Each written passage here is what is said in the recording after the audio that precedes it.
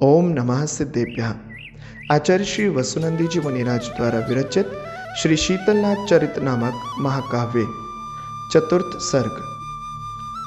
वहाँ वन में पहुंचकर परम पूज्य महर्षि तपोमूर्ति आनंद मुनिवर की प्रदक्षिणा कर उनकी पुनः पुनः स्तुति की, जिनकी सौम्य मुद्रा भव्यों के लिए सुख व आनंद की हेतु थी एवं वन्य जंतुओं के लिए प्रकाश भाव के निमित्त थी। उन देवों द्वारा पूजनीय आनंद के सिंधु यतिवर श्री आनंद मुनि से यथाजात दिगंबर दीक्षा ग्रहण करने हेतु निवेदन किया। अनंतर सभी वस्त्र आभूषण व सर्व परिग्रह का त्याग कर एवं 13 प्रकार के चारित्र को प्राप्त कर यथाजात दिगंबर मुनि हुए। श्री पद्मगुल्म मुनिराज अति विशुद्धि से निर्दोष अहिंसा आदि महाव्रत एवं ईर्या आदि समिति का भी पालन कर रहे थे। वे मुनिवर 3 गुप्तियों का पालन कर निर्विकल्प हो आत्म ध्यान में लीन होकर आत्महित के लिए मूल गुण व उत्तर गुणों का पालन कर रहे थे।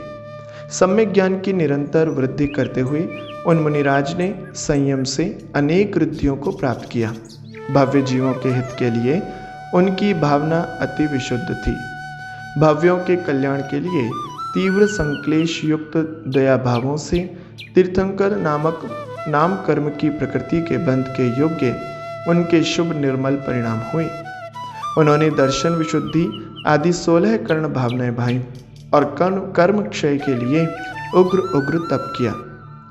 सर्वमल दोषों का परिहार कर अपने सम्यक को विशुद्ध करते हुए मुनिराज में अष्टांगों से युक्त गुण और प्रशमादि लक्षणों से युक्त वृद्धि को प्राप्त हुए। सम्यक दर्शन, सम्यक ज्ञान और सम्यक चारित्र रत्नत्रय व तप के प्रति महाविनय शुभ भाव को धारण किया।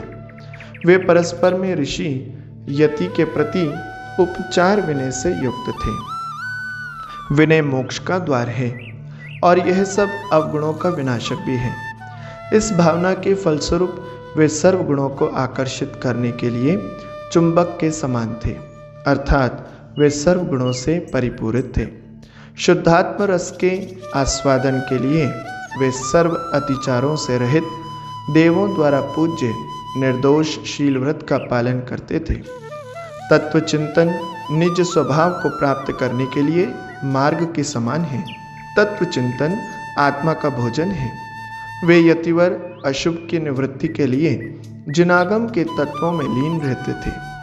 तत्व चिंतन में लीन वे मुनिवर अभीक्षण ज्ञानोपयोग के बल से संवर तत्व को प्राप्त कर विपुल निर्जरा करने में समर्थ थे। धर्म व धर्म के फल में हर्ष भाव संवेग जानना चाहिए। यह नियम से सम्यक दृष्टियों के धर्म का प्रधान कारण है। त्याग भाव से युक्त वे यति राग आदि भाव के त्याग हेतु अपनी शक्ति को न छिपाते हुए प्रत्याख्यान तप किया करते थे। कर्म क्षय की भावना से श्री पद्मगुल्म मुनि शक्ति के अनुसार 6 प्रकार का बाह्य तप एवं विशेष रूप से 6 प्रकार के अंतरंग तप किया करते थे। वे निर्विकल्प समाधि में रत मुनिवर स्वयं उत्तम समाधि की प्राप्ति के लिए अन्य साधुओं के प्रति सदैव शुद्ध भावों में समाधि भावना भाते थे। पर कल्याण की भावना से भरे हुए वे मुनिवर अन्य साधुओं की साधना की वृद्धि में भी सहयोगी हुए। चारों घातीय कर्मों से रहित व अनंत चतुष्टय से युक्त अरहंत परमेष्टि के प्रति निश्चय एवं व्यवहार रूप उभय भक्ति भव सागर से पार उतरने के लिए नौका के समान जाननी चाहिए। पंचाचार का स्वयं पालन करने में व पालन कराने में महानिपुण आचार्य के प्रति वे संयत मुनिवर विशेष भक्ति भावना से युक्त थे। आत्मविशुद्धि पूर्वक द्वादशांग के पठन पाठन में रत उपाध्याय के प्रति वे विनम्र मुनिवर शुभ उपाध्याय भक्ति भावना भाते थे। प्रवचन, जिन वचन, साधु व मोक्ष मार्ग ये एकार्थवाची हैं। श्री पद्मगुल्म मुनिराज प्रवचन भक्ति भावना भाते थे। वे दमी इंद्रियों पर विजय प्राप्त करने वाले ऋषिवर अशुभ की निवृत्ति के लिए सदैव साधु के धर्म की वृद्धि करने वाले आवश्यक करने योग्य कार्यों में निमग्न रहते थे। जिन शासन की प्रभावना के लिए वे सदा व्यवहार धर्म का पालन किया करते थे और आत्म प्रभावना के लिए आतापन आदि तीव्र तप किया करते थे, वे यतिवर स्वपर धर्म की वृद्धि के लिए निस्वार्थ वात्सल्य से सभी धर्मियों के प्रति गुणानुराग से सहित विशुद्ध भाव धारण करते थे। इस प्रकार विनय व मृदु कोमल परिणामों से इत्यादि भावनाओं को भाकर अपने गुरु के पादमूल में तीर्थंकर नाम कर्म की प्रकृति का बंद किया। वे शुभ भावों से अति गर्मी में पर्वत के शिखर पर, सर्दी में नदी के किनारे, वर्षा काल में वृक्षों के नीचे आतापन आदि योग किया करते थे। कभी 8, 10, 12, 14, 16 या 18 भुक्ति का त्याग करते तो कभी पक्षोपवास या मासोपवास करते। पर्वों में शक्ति के अनुसार अनशन, उनोदर आदि करते थे एवं निजात्मा की शक्ति की वृद्धि के लिए काय क्लेश आदि तप भी करते थे। शुभ तप से स्वर्ग का सुख व इच्छित विपुल भोगों को प्राप्त किया जा सकता है, व तप से कर्मों का क्षय होता है। तप के लिए लोक में क्या असाध्य है, अर्थात कुछ भी नहीं। श्री पद्मगुल्म मुनिराज ने बहुत दीर्घ काल तक उग्र तप किया। अनंतर श्रेष्ठ समाधि मरण के लिए उत्तम सल्लेखना धारण की। समाधि मरण 3 प्रकार के होते हैं: भक्त प्रत्याख्यान, इंगनी व प्रायोपगमन मरण। समाधि मरण करने का इच्छुक आराधक इनकी आराधना करता है। सम्यक दर्शन, सम्यक ज्ञान, सम्यक चारित्र एवं उभय अर्थात अंतरंग व बहिरंग तप, ये 4 प्रकार की सम्यक आराधना है। उन मुनिराज ने कर्म क्षय के लिए उत्कृष्ट रूप से आराधना की। भक्त प्रत्याख्यान में अपने और दूसरों के द्वारा शरीर की वैयावृत्ति की जाती है। यह भक्त प्रत्याख्यान पंडित मरण का जघन्य भेद है।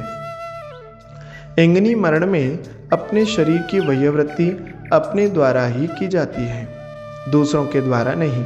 वह पंडित मरण का मध्यम भेद है। प्रायोपगमन मरण में अपने शरीर की वैयावृत्ति ना तो स्वयं के द्वारा की जाती है और न किसी दूसरे के द्वारा। यह पंडित मरण का उत्तम भेद जानना चाहिए। तब ज्ञान व ध्यान में युक्त उन यति ने अपनी देह का त्याग किया व मोक्ष को देने वाले उत्तम समाधि मरण को आनंद से प्राप्त किया। पुण्य से उन्होंने सुखद स्वर्ग साम्राज्य व इंद्र पद प्राप्त किया। सच ही है, ज्ञान ध्यान तप के द्वारा क्या सुलभ नहीं है, अर्थात सब कुछ सुलभ है। इसलिए सदैव पुण्य करना चाहिए। इस प्रकार अभीक्षण ज्ञानोपयोगी आचार्य श्री वसुनंदी जी मुनिराज द्वारा विरचित श्री शीतलनाथ चरित नामक महाकाव्य में राजा पद्मगुल्म की मुनि दीक्षा, तप व समाधि का वर्णन करने वाला 4th सर्ग पूर्ण हुआ। 5वां सर्ग। वे आनंद पूर्वक शयन से जागे हुए पुरुष के समान 15वें आरण स्वर्ग में दिव्य वैभव से युक्त इंद्र हुए। उन्होंने हर्षित मन से पूर्व भव में अपने द्वारा किए गए पुण्य का चिंतन किया।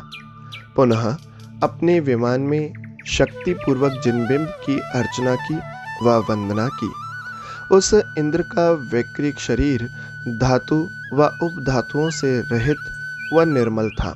वह सर्व प्रकार के सहनों से रहित, सुंदर, कांतियुक्त व शुभ था। उसकी अवगाहना 3 हाथ प्रमाण थी।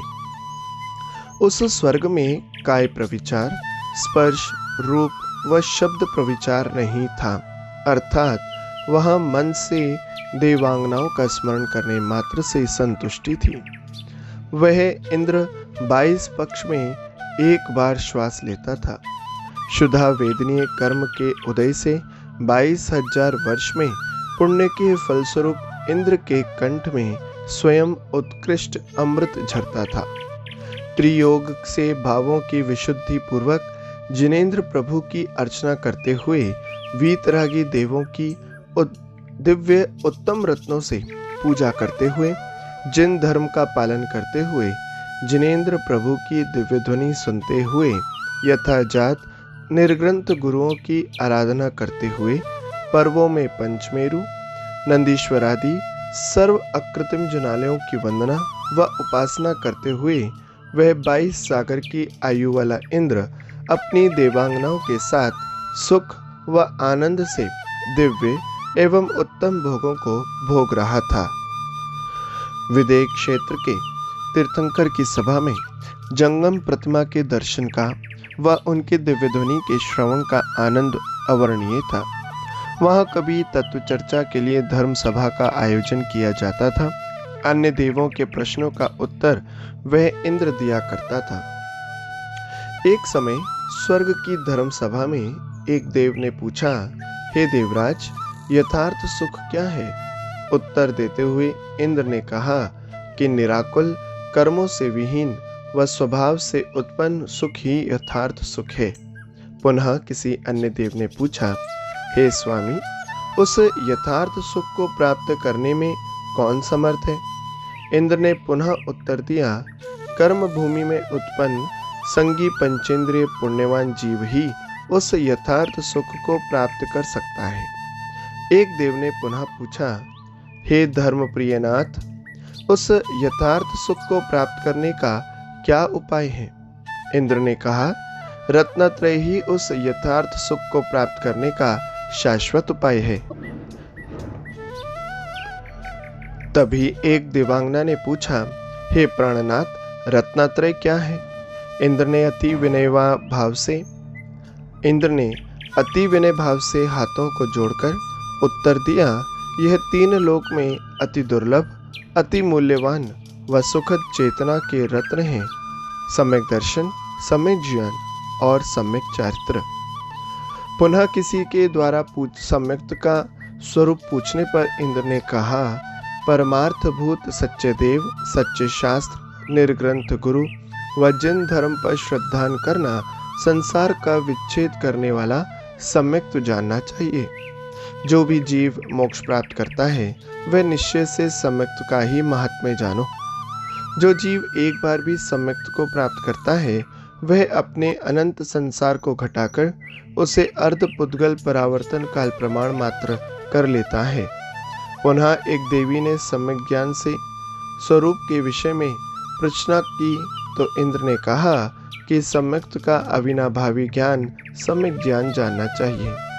जो न्यूनता व अधिकता से रहित है, संशय आदि से रहित है, निसंदेह अर्थात संदेह रहित है, जैसा का तैसा याथा तथ्य है एवं जिनेंद्र देव के द्वारा कथित है, वह प्रमाण ज्ञान सम्यक ज्ञान जानना चाहिए।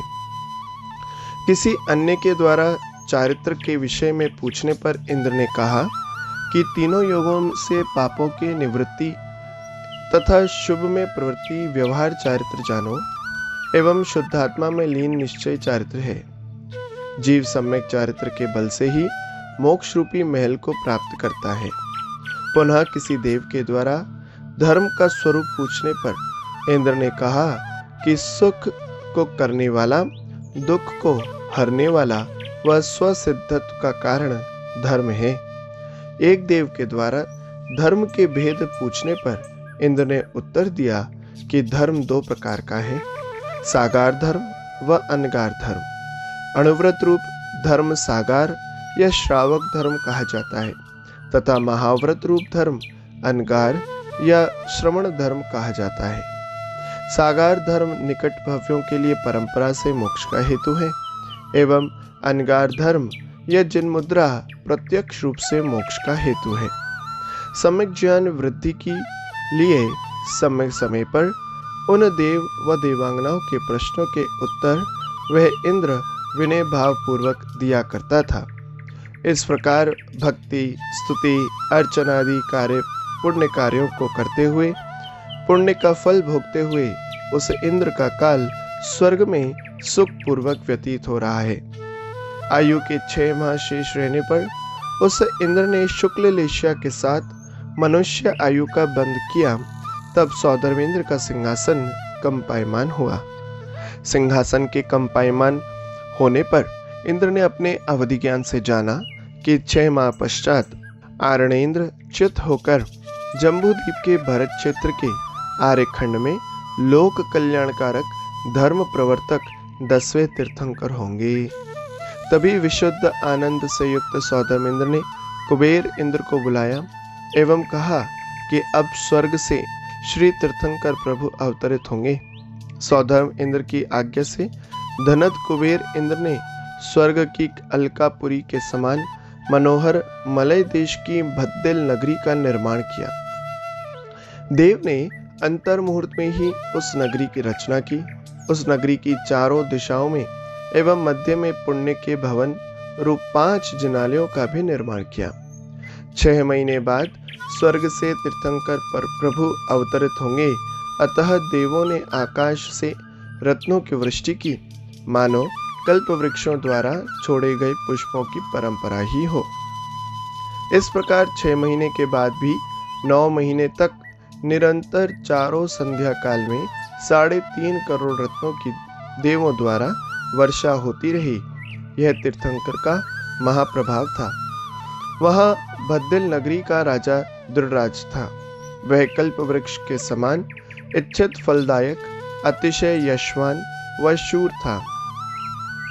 वह चंद्रमा के समान कलाओं से युक्त था, अर्थात वह राजा विभिन्न कलाओं का ज्ञाता था। वह राजा इंद्र के समान वैभव से युक्त, न्यायप्रिय, भद्र, सत्यवादी, गुणों से युक्त, महाबुद्धिमान एवं प्रजा के लिए भगवान के समान था।